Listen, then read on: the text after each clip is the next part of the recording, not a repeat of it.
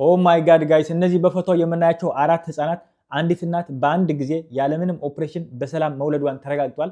ይህ በጣም ደስ የሚል ዜና ነው። አንዲት እናት የሆነ ህፃን ማለትም አንድ ሊሆን ይችላል፣ ሁለት ሊሆን ይችላል፣ ለመውለድ በጣም ከባድ የተባለ ህመም ታሳልፋለች። ይሁን እንጂ እቺ እናት 4 ህፃናት ያለምንም ኦፕሬሽን በሰላም መውለዷን ስትሰማ በጣም ደስ ይላል። እግዚአብሔር በጣም ነው የሚገርመው። እቺ እናት በትግራይ ክልል ውስጥ ሆና ግጀት የተባለ አካባቢ ናት የምትኖረው። ይሁን እንጂ እቺ እናት ወደ መቀሌ ሄዳ 4 ልጆች በአንድ ጊዜ መውለዷን ተሰምቷል። እነዚህ 4 ልጆች ደግሞ አንዲት ሴት 3 ወንዶች ሲሆኑ በአሁን ሰዓት እነዚህ ልጆች በሙሉ ማለት በጥሩ ጤንነት እናታቸውም በጣም ጥሩ በተባለ ጤንነት ላይ ትገኛለች። ይሁን እንጂ በአሁን ሰዓት በተለያዩ ሀገራት የምትገኙ ማለትም ስደት ላይ ያላችሁ እህትና ወንድሞቼ ምናልባት ይህን ጸጋ ለእናንተም እንዲደርሳችሁ ተስፋ አደርጋለሁ። እውነት በተለያዩ ሀገራት በስደት ሀገር ለምትኖሩ እህቶችና ወንድሞቼ ይህ ቪዲዮ ለእናንተ ነው።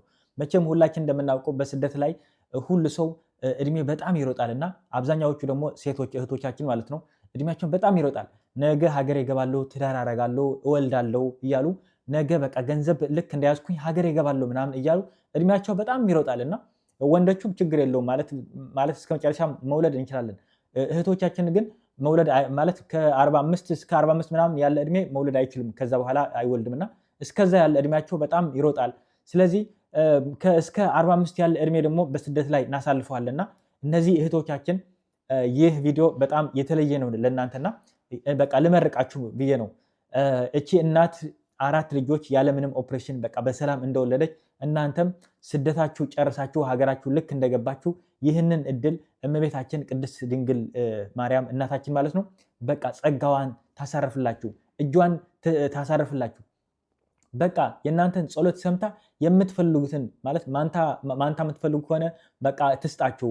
2 3 ልጆችን በአንድ ጊዜ የምትፈልጉ ከሆነ ትስጣችሁ ብዬ ጸሎቴ ላካፍላችሁ ብዬ ነው። በቃ መርቃችኋለሁ እህቶችና ወንድሞች። በነገራችን ላይ ለዚህ ቤት አዲስ ከሆናችሁ ሰብስክራይብ አድርጉልኝ፣ ላይክ አድርጉልኝ፣ ሼር አድርጉልኝ። የሆነ ሀሳብ ካላችሁ ኮሜንት ላይ ጻፉልኝ።